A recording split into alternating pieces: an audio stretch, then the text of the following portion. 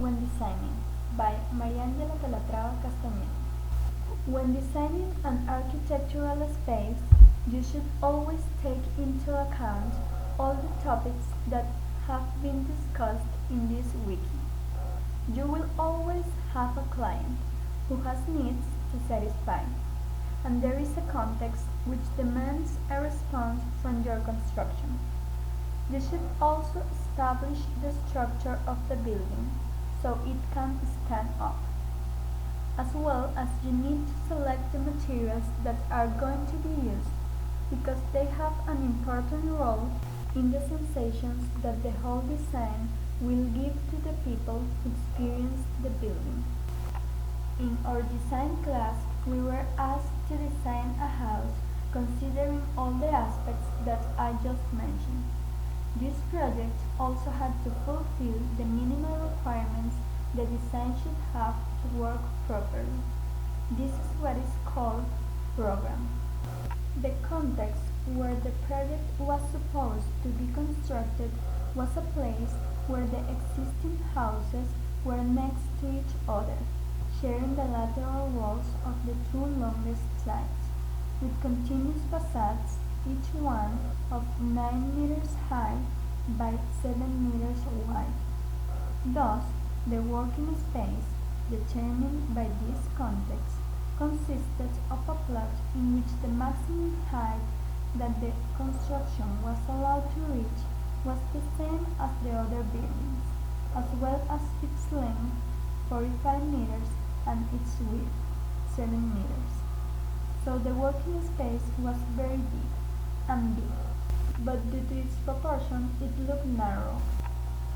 Therefore, it was a difficulty that we had to deal with, in the sense that the project demanded a good ventilation and lighting system, and an accurate organization of the spaces that would allow good spatial relationships, in order to avoid the feeling that the space was too long and everything was too far.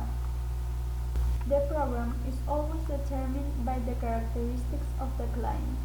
In this case, the client was a family with 5 members, the parents and 3 kids, who needed, besides the basic spaces, a working studio for one of the parents, that would be a place with access to his/her clients, people not related to the family. The basic spaces demanded by this family or any other would be those where humans can satisfy their basic needs, such as eating, sleeping, studying, sharing or entertaining, and personal cleaning. And as this family had 3 children and the dimension of the working place was big enough, there were supposed to be at least 1 bedroom for each child and 1 bedroom for the parents. The children's bedrooms should preferably have the same model and organization, so as to make clear that they have the same hierarchy, while the master's bedroom should be bigger.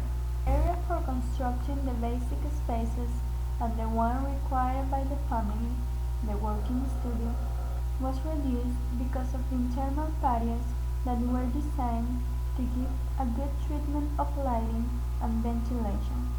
Therefore, to fulfill the program in the best way, the house had to have 3 stories. Thus, a strong structure was needed. This was not a problem because the lateral walls, which were shared with the neighbors, were load-bearing walls, so only beams were required to construct the structure. It is important that the structure have some kind of regularity, and that it does not change in each story. In this project, the beams went across the 7 meters, first in a module of 7.5 meters, and then in 2 modules, each one of 6 meters. There were also 2 other load-bearing walls, the ones that hold on the stairs. The internal walls were non-load-bearing.